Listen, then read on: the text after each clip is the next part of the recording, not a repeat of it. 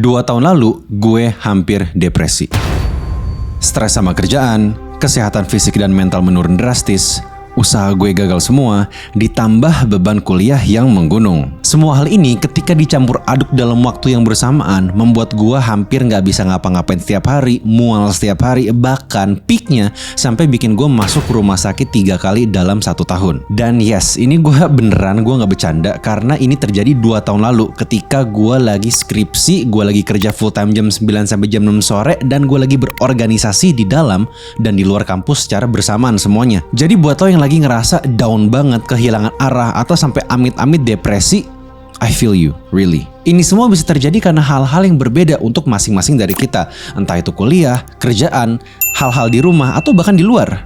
Dan di video ini, gue ingin ngenalin ke lo 5 filosofi Jepang yang berhasil menyelamatkan hidup gue. Ajaibnya, yang dari tadinya itu tuh nggak baik-baik aja, pelan-pelan kalau kita terapin konsepnya bisa membaik dan akhirnya jadi kembali baik. Tapi bagi lo yang baru pertama kali mampir ke channel ini, gue pengen say hi, welcome, nama gue Rama Satya, dan lo bisa nemuin gue di seluruh sosial media di @productivityboy.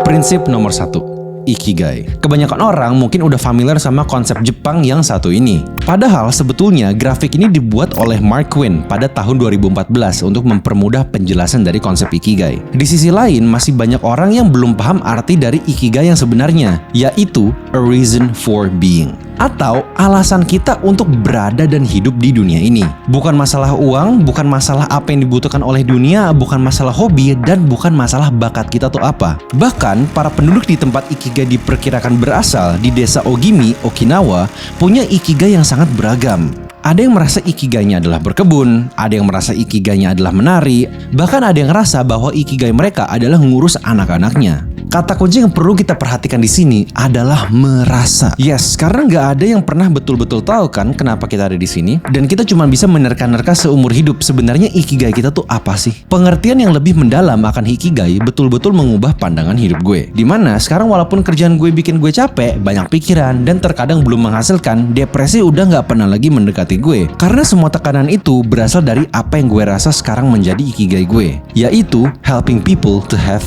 better lives. And it gives me meaning and joy. かわいそうになんと弱く哀れな子供。 2. Wabi sabi. Apakah lo orang yang perfeksionis? Well, buat gue pribadi, gue bisa anggap diri gue sebagai seseorang yang cukup perfeksionis. Apalagi kalau lagi lihat karya orang lain yang rasanya jauh banget bagus di atas kita. Pasti langsung bawaannya pengen banding-bandingin.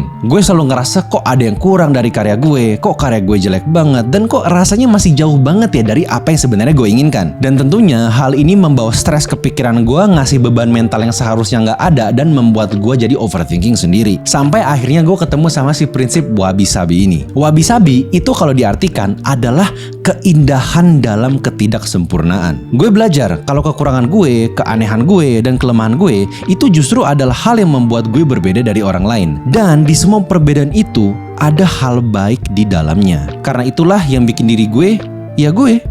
Coba pikirin deh, ada nggak keanehan atau keunikan yang lo punya? Karena bisa aja ini tuh bukan jadi kelemahan lo, tapi kekuatan, strength untuk lo sendiri. Dan inilah wabi sabi, yaitu the beauty of imperfection.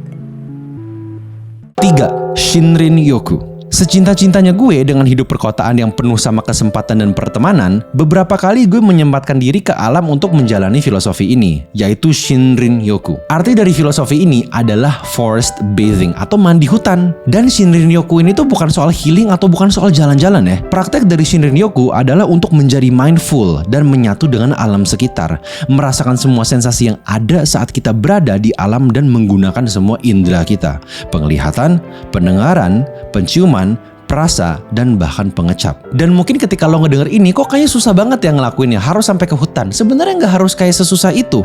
Kita bisa sesimpel keluar rumah kita, cari taman, atau cari area yang banyak pohon, dan kita bisa jalan aja di sekitar situ. Udah sama kok efeknya. Apalagi sekarang udah makin banyak taman-taman yang ada di kota-kota besar kayak Jakarta. Akses kita untuk bertemu dengan alam jadi lebih mudah. Secara pribadi, gue ngerasa lebih damai, dan stres gue berkurang ketika gue ngelakuin ini. Dan uniknya, dampak dari filosofi Jepang yang satu ini bukan cuman gue doang yang ngerasain, karena ada risetnya. Secara saintifik, Shinrin Yoku tuh terbukti memiliki dampak yang positif terhadap kesehatan tubuh kita, seperti menurunkan tekanan darah, stres, anxiety, dan kemungkinan kita untuk depresi.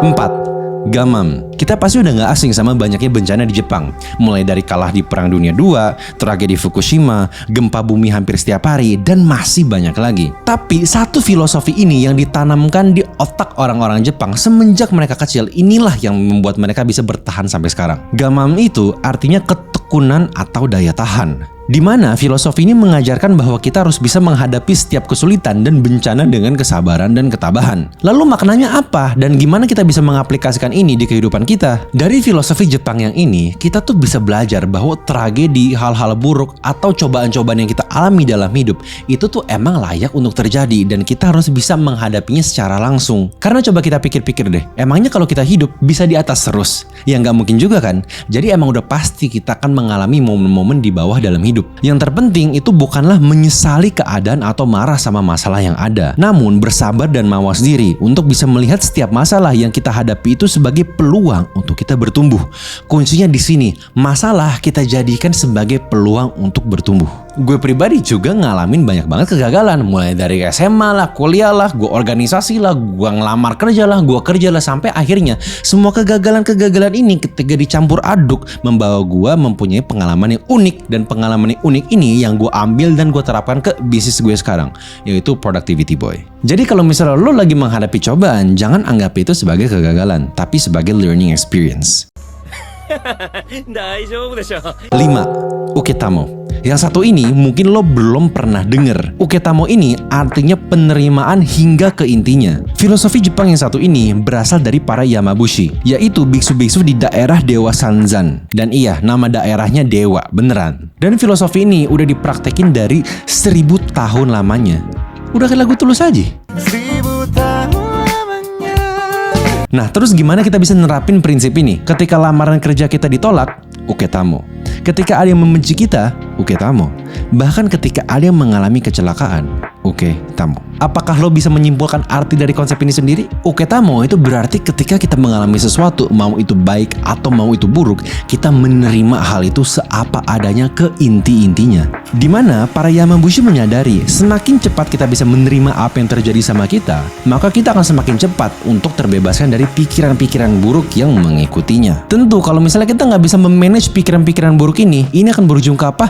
Ke stres, ke burnout, ke overthinking, anxiety, dan bahkan mungkin bisa aja depresi juga. Selain kita bisa bebas dari pikiran-pikiran yang buruk ini, ketika kita bisa menerapkan uketamo, fungsinya luar biasa. Karena kita jadi bisa mencari solusi yang tertepat apa nih, supaya kita bisa cepat keluar dari masalah yang kita lagi hadapi. Nah, jadi kurang lebih itu adalah 5 filosofi dari Jepang yang gue praktekkan ke kehidupan gue dan bisa membantu gue memiliki hidup yang lebih bermakna dan bebas stres. Kira-kira di antara 5 filosofi barusan, yang mana yang jadi favorit lo? Coba kasih di komen ya. Dan kalau misal lo punya request untuk topik yang akan kita bahas di video selanjutnya, jangan lupa kasih di komen juga. Dan kalau misal lo belum subscribe, jangan lupa subscribe dan kita ketemu di video selanjutnya. Let's get it!